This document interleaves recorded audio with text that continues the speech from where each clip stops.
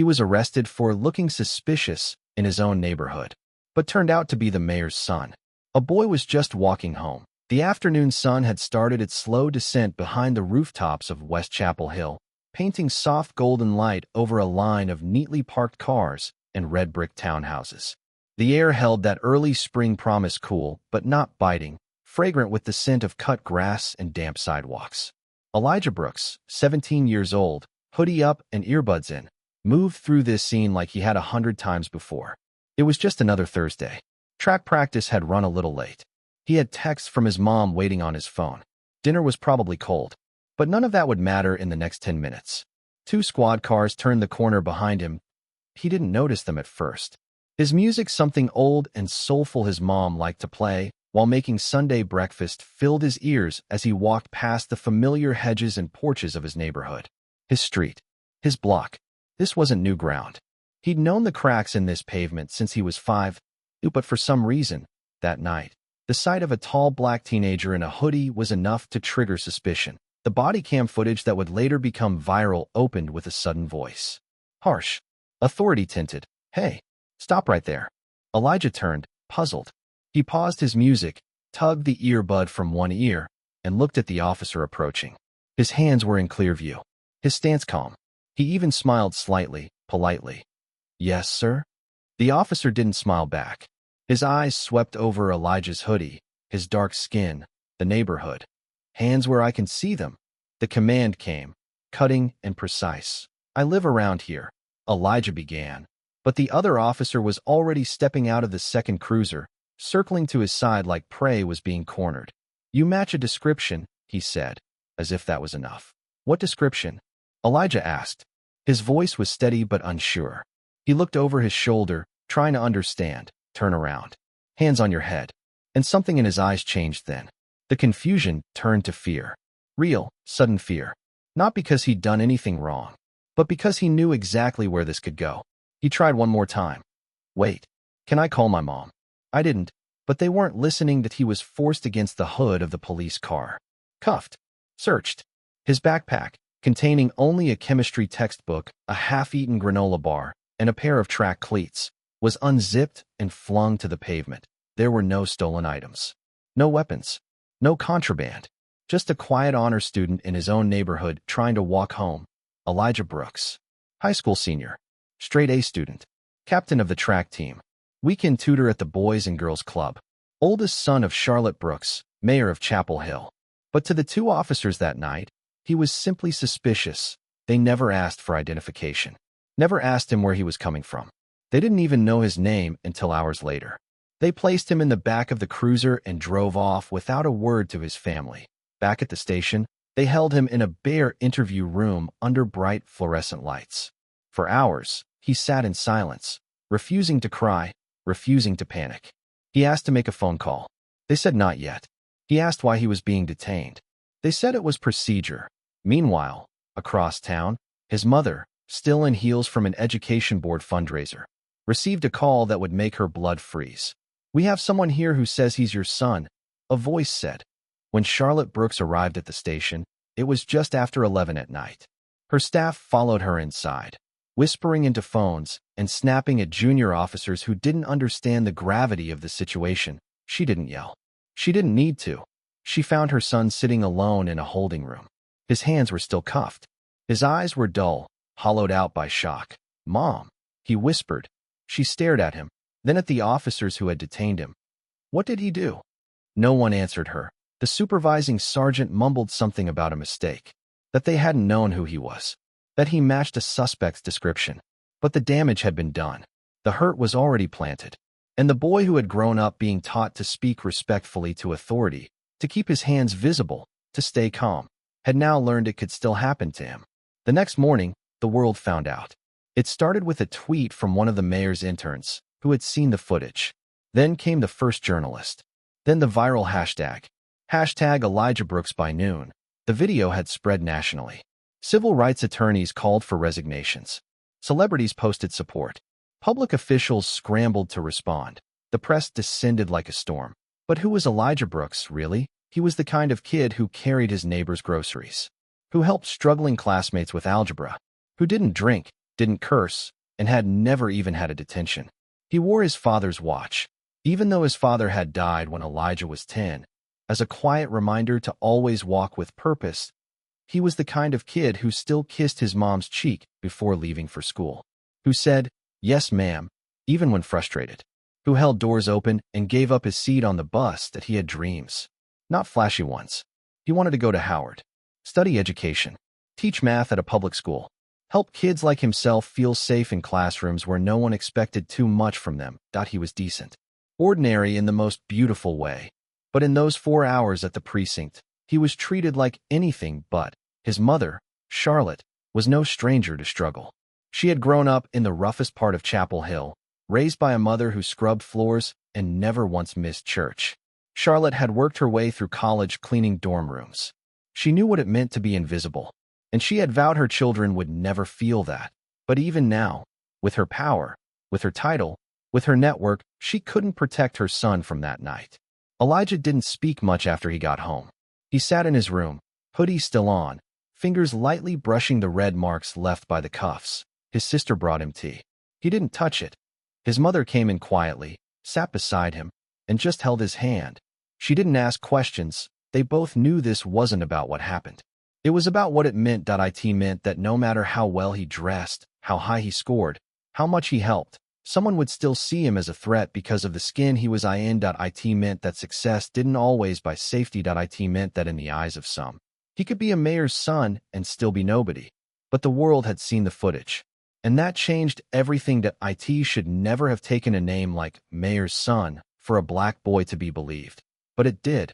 And so the question rose, slowly, powerfully, unavoidably. What happens when one of the invisible is suddenly made visible? What happens when a quiet, hurtful act is caught on camera and cannot be ignored? What happens when the system must look into a mirror it has spent generations avoiding? This isn't just Elijah's story. It's a story we've heard before. But this time, the ending might be different. Because Charlotte Brooks was not going to let her son be a statistic. Because Elijah Brooks was not going to let himself be broken. And because sometimes, in the quiet stillness after the pain, a voice rises that cannot be silenced. The voice of a boy who just wanted to go home. And a mother who would make sure the world listened. Stay with us. Because what comes next is not just a fight for justice. It is a reckoning. They didn't stop with just the arrest. The sting didn't end in that holding room. For Elijah, the days that followed carved deeper wounds than the night itself. At school, people looked at him differently. Some classmates whispered when he walked by. Others avoided eye contact. A teacher he'd always liked made an awkward comment about understanding how stressful urban life can be, as if Elijah were some cautionary tale from a documentary instead of the captain of the track team. One security guard trailed him down the hallway between classes. The same one who used to nod with a smile now watched him with narrowed eyes, hand hovering near his radio. It didn't make sense. The truth was out there now. The footage was clear. His name was in the news. His mother had spoken. And yet, the suspicion still lingered in the corners of rooms like stale smoke. At the grocery store, the cashier double-checked his ID when he tried to buy a box of protein bars. On the bus, a woman clutched her purse a little tighter. At the community center where he volunteered every Saturday morning, a parent asked to have their child reassigned to another tutor. His mother tried to shield him, but Elijah saw it all. He felt it in the tightening of his chest when he walked past a squad car. He felt it in the tremor in his hands when he reached for his phone in public. He felt it in the silence that followed every kind word, as if people were waiting for him to prove them wrong. But Elijah didn't snap. He didn't retaliate. He kept showing up. He still helped his neighbor Mrs. Fields walk her aging dachshund in the evenings. Still opened doors. Still answered every "How are you?" with a soft, "I'm good, thank you." The world could have swallowed him whole, and still he would have offered it grace. That was the kind of boy he was. Quiet, steady, unyielding. And still the world pushed. Still the rejection came in waves. A scholarship interview was suddenly postponed. A college rep he'd been emailing for weeks stopped replying. Someone edited his Wikipedia page to say arrested for robbery, even though no charges had ever been filed. His mother fought back the best she could. She held press briefings, filed complaints, demanded reform. But she was a mayor in a system built to move slowly. For every door she knocked down, 3 others were bolted shut. Meanwhile, Elijah bore the weight of it in silence. And sometimes, late at night, when the house had gone quiet, he'd sit on the edge of his bed and pull out the small notebook he used to write poetry in. He hadn't written a single word since the arrest. Not one. He just held the pen and stared. There was something else he carried too. A memory. Not long before the incident, Elijah had helped a kid in the park who'd fallen off his bike. The boy had been no more than 7. Scraped knees, a cracked helmet, tears streaming down his face. Elijah had rushed over, lifted the bike, cleaned the wounds with his water bottle, and waited until the boy's father came rushing back from a nearby food truck. The man was frazzled, panicked. But when he saw Elijah kneeling by his son, gentle and calm, he had looked at him with something more than gratitude. Respect. That boy's name was Matthew. Elijah never saw them again. At least, not yet. But he remembered. Because that's who he was. The boy who helped strangers and expected nothing in return. The boy who still believed kindness mattered. But life kept testing him. One afternoon, about a week after the press conference, Elijah walked into a bookstore downtown. He needed air, something soft to touch, something that reminded him of peace. Books had always done that for him. But as he stepped between the shelves, he felt a tap on his shoulder. The store manager. Smiling at first, but not with warmth. "Can I help you find something?" Elijah smiled back, small and genuine. "Just browsing, thank you." The manager didn't move. "We've had some issues lately," he said, eyes drifting to Elijah's hoodie. "Just making sure everything's okay." Elijah nodded. "Everything's fine." He left without buying anything. That night, back at home, he opened the notebook. Wrote a single line. "Sometimes the walls you break through just lead to more rooms without windows." Then closed the cover. He didn't cry. He didn't complain. He sat at the kitchen table and helped his sister with her homework. They laughed over a mispronounced word. He handed her a glass of orange juice. And still, something in him was cracking. Quietly. Without ceremony. But not without consequence. Because what Elijah didn't know was that someone was watching. Someone had been watching for a while. A young woman who worked at the city's traffic monitoring center had seen the footage weeks earlier. Her job was usually tedious, scrolling through hours of mundane recordings to flag accidents or maintenance issues. But something about the look on Elijah's face that night stuck with her. She found herself replaying the moment over and over. Not because it was dramatic, but because it was familiar. She knew that look, that restrained fear, that instinct to stay calm even while drowning inside. So she began looking through other footage. Security cameras, city surveillance, dash cams. Not just the night of the arrest, but days before and after. She watched him give his sandwich to a homeless man outside a pharmacy. Saw him help an elderly woman carry groceries across a slippery sidewalk. Watched as he held a door open at City Hall for a woman whose child was having a meltdown. No audience. No applause. Just kindness, quietly offered. She compiled the footage. Edited it into a short reel. No narration. No overlays. Just the truth. She didn't upload it. Not yet. But she saved it. Something told her its time would come. Back at home, Elijah helped his mom sort through campaign letters. Her office had received thousands of messages in the past week. Some full of support. Some full of venom. She didn't let him read the worst of them. But he saw the worry in her face. The lines that hadn't been there 2 months ago. The way her hands trembled sometimes when the phone rang. She was trying to be strong. For him. For the city. But it wore on her. And he saw it. Late one night, he placed a note on her pillow. It read, "You don't have to carry all this. I'm still me. And I'll be okay. You're doing more than enough." She found it the next morning. Cried quietly into her coffee. And smiled through the tears. Because for all the world had thrown at him, her boy was still good. Still whole. Still hers. Outside, the wind shifted. Spring was almost in bloom. And somewhere across the city, someone was preparing to press upload on a video that would change everything. But Elijah didn't know that yet. He simply folded his hoodie, placed it in the laundry basket, and sat at the table helping his sister spell dignity. He thought no one saw. But someone had been watching. And the world was about to remember who Elijah Brooks really was. The morning it happened felt like any other. Quiet. Still. The kind of morning where the world seems unaware that something is about to shift. Elijah woke up before the sun. Not from an alarm, but from the same restlessness that had been living inside him since the night of the arrest. He sat on the edge of his bed for a while staring at the notebook on his desk. It was still closed. Still quiet.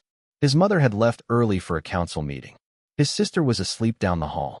And for a brief moment the house felt like it used to, like a place of peace. He went downstairs and poured himself a glass of water. That's when he saw it. His face. On the TV. But not the footage from the arrest. Something new. Something raw. A montage of him helping strangers. Laughing with children. Holding the leash of a stray dog. Sweeping the sidewalk in front of the senior center. Picking up trash on the basketball court. Just him. Being him. The video was quiet. No commentary. Just a soft piano track in the background. It was less than 2 minutes long. And by the end of it, Elijah was sitting on the floor with the glass still in his hand, staring at the screen as if he were looking at himself for the first time. The clip was posted by a woman named Tessa. She worked in the city's surveillance unit. No one knew her before. But by noon the video had over 2 million views. Hashtags exploded. Not the ones about outrage or anger, but new ones. Ones that carried weight and warmth. Hashtag I see Elijah. Hashtag he is more than a headline. Hashtag this is my city. By afternoon the mayor's office was flooded. Media requests. Statements. Invitations for interviews. But Charlotte Brooks didn't rush to the podium this time. She waited. Until the next morning. At exactly 9:30, she stepped into the press room in a navy blue suit and a single gold pin her mother used to wear. Elijah stood beside her. Straight, steady, and silent. The room was packed. Reporters, officials, community leaders, neighbors. Even the police chief stood near the back, eyes lowered. Charlotte didn't begin with anger or blame. She began with a story. The story of her son. She spoke of the day he was born 3 weeks early in the middle of a thunderstorm.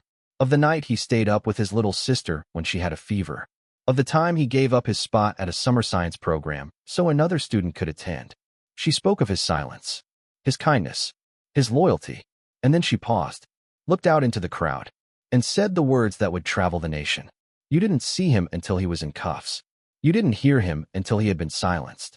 You didn't know him until you were forced to. But I've always seen him, and I will not let you forget who he is. The room was still, and then Elijah stepped forward. Just one step. He didn't have a speech. He didn't have prepared remarks. He just spoke from somewhere deeper than pride.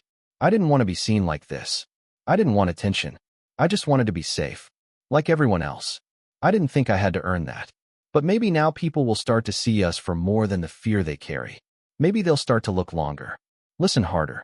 And then he stepped back. His hands shook, but he kept them at his sides. And in that silence something changed. Reporters didn't shout. Cameras didn't flash. People just stood. Slowly. Quietly. One by one. They stood. The video was played again later that day during the city council session. Not as evidence, but as testimony. As reminder. And the people who had once mocked or questioned began to shift in their seats. The store owner who asked Elijah to leave came to the next public forum with an apology in hand. The college admissions counselor who had stopped replying sent a letter of acceptance and a scholarship offer. The parent who pulled their child from Elijah's tutoring class brought cookies to his house. And the officers who had arrested him were placed under formal review. One of them resigned before the hearing. The other issued a public apology. Not enough, but a beginning. Elijah didn't gloat. He didn't take interviews. He didn't seek revenge. He returned to the community center, sat down with the kids he mentored, picked up where he left off. When asked why he wasn't angry, he only said, I've seen what anger does to people. I'd rather build than burn. The woman who made the video was offered a job at a national news outlet. She declined. She said she just wanted to remind people that eyes don't always see what they should. That sometimes the truth is hidden in plain sight. Charlotte Brooks continued her work, pushed for new legislation, mandatory bias training, independent oversight, better community hiring practices. But more than that, she came home every night, made dinner, sat with her children, watched the light return slowly to her son's eyes. And one evening, as Elijah stood on the front porch, a boy walked up the steps with his father. The same boy from the park. Matthew. He carried a hand-drawn card. Thank you, it said, for helping me when I was scared. Elijah knelt and smiled. You're welcome. That moment was not broadcast, not filmed, but it mattered. Because in that quiet exchange the world turned a little softer. Elijah returned to his routine. He ran track, read books, helped his sister with her math homework. And when people recognized him, he smiled gently, thanked them, and moved on. He had become something larger than himself. Not by choice, but by the way he carried his pain with grace. He had become a mirror, reflecting both the harm of prejudice and the resilience of dignity. And as the sun set on that long season of exposure, the boy in the hoodie was no longer invisible. He had become seen, not as a threat, not as a symbol, but as a whole human being. And the city finally began to look at itself differently. Not fixed, but changed. Not perfect, but learning. And that was enough. For now, life didn't suddenly become perfect, but it became possible again. A month after the press conference, Elijah moved a little differently. Not out of fear this time, but out of calm. He no longer ducked his head when passing police cars. He no longer second-guessed his place on sidewalks or in classrooms. Something had shifted deep inside him.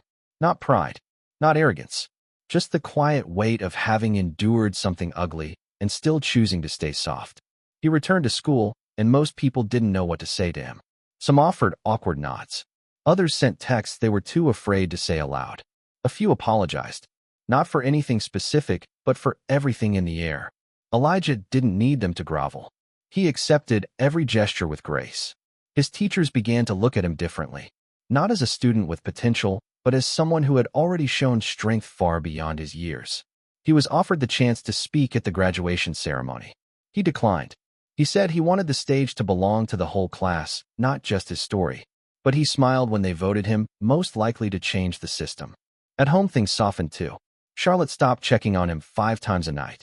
His sister started teasing him again over toothpaste caps and laundry piles. The house felt like a home again. One morning, as the sun rose and filtered through the kitchen window, Elijah sat at the table with a blank page and wrote for the first time in months. Not about pain, not about anger, about beginnings. He wrote about a street lamp flickering as someone walked home, about the sound of footsteps on damp pavement, about a voice calling out in the dark that chose not to tremble. He wrote without expectation, without audience, just for himself. A week later, he shared the poem with his old English teacher, who cried when she read it. She said it reminded her that healing isn't loud. It's gentle. It's slow. It's stubborn. That same week, Elijah received a call from a college admissions director at Howard. Not just an offer, but a full scholarship. No strings. No interviews. Just belief. The note attached said the world needs more voices like yours. He didn't cry. He just sat still with the letter in his hands and whispered thank you to no one in particular. Around the neighborhood, people began to look at him with new eyes. Not because he was a headline anymore, but because they'd seen who he really was. Some of the same faces that once crossed the street now waved. A woman from the grocery store handed him a warm muffin wrapped in napkin paper. No words, just kindness. At the community center, the kids still rushed to him every Saturday morning. To them, he wasn't a news story. He was Coach Elijah, the one who taught them how to shoot a layup without looking down, the one who knew every kid's name, every kid's story, the one who stayed long after his shift ended, the one who always said you matter more than you know. And quietly, Elijah started mentoring more. Not just kids, older teens, ones who had their own quiet bruises, their own mistrust. They came to him slowly. Not with questions, but with silence. And he answered with presence, with understanding, with patience. The city shifted in its own way. The police department announced new training programs. The mayor's office passed new accountability ordinances. A community task force was formed, and Elijah was invited to serve as a youth advisor. He accepted, not because he wanted power, but because he knew what it felt like to have none. One evening, as he walked home past the same block where it all began, he saw a small mural painted on the side of the corner store. It wasn't of him. Not his face. Not his name. Just a hoodie hanging on a hook with flowers growing out of the pocket. Underneath it were the words, "We see you now." He stood there for a long time. No one came up to him. No camera crews. No speeches. Just the sound of the breeze through the leaves and a distant laugh from a nearby porch. That night, as he helped his mom do the dishes, she asked him if he was proud. He paused, thought about it, then nodded. "I'm still here, and I still believe people can change. That's enough for now." She smiled, kissed the top of his head. They stood in that kitchen for a while, surrounded by the quiet kind of joy. The joy that doesn't shout, but settles deep in the bones. The joy that says we survived. And then life went on, as it should, but not unchanged. It was a late afternoon in early summer when the last image settled. The kind of day where the air feels slow and the sun takes its time sinking behind rooftops. Elijah was sitting on a bench at the edge of the park near his old elementary school. His sister was running across the grass with a group of kids from the community center, and he watched her laugh the way children do when the world is still full of trust. In his lap was a worn notebook, the one he had closed and opened so many times that its spine had softened. He wasn't writing that day, just watching, just breathing. Around him life unfolded quietly. A man watered his garden across the street. A woman waved from her porch. A dog barked once, then curled back under the shade of a tree. Peace didn't arrive with fanfare. It arrived like this, in fragments, in slow stillness, in the absence of fear. Down the path a young couple walked hand in hand. One of them glanced at Elijah, then looked again, then whispered something and smiled. Not out of pity, not out of fame, just recognition. The kind that says, I remember. I saw what happened. I'm glad you're okay. And Elijah smiled back. No words. No need. Later that evening, as the sky turned soft with lavender light, Elijah walked home with his sister skipping beside him. She asked if he was going to miss her when he left for college. He nodded. Every single day. She paused, then reached into her backpack and pulled out a folded piece of paper. It was a drawing. Him, in his hoodie, standing next to her. And underneath, she had written, My brother is not a threat. He is my hero. He didn't say anything right away, just hugged her, tight. And for the first time in a long time, the tears didn't sting. They healed. Back at home, Charlotte lit a candle on the windowsill and sat by the kitchen table reading letters from strangers who had been touched by Elijah's story. Some were from across the country, some from neighbors down the street.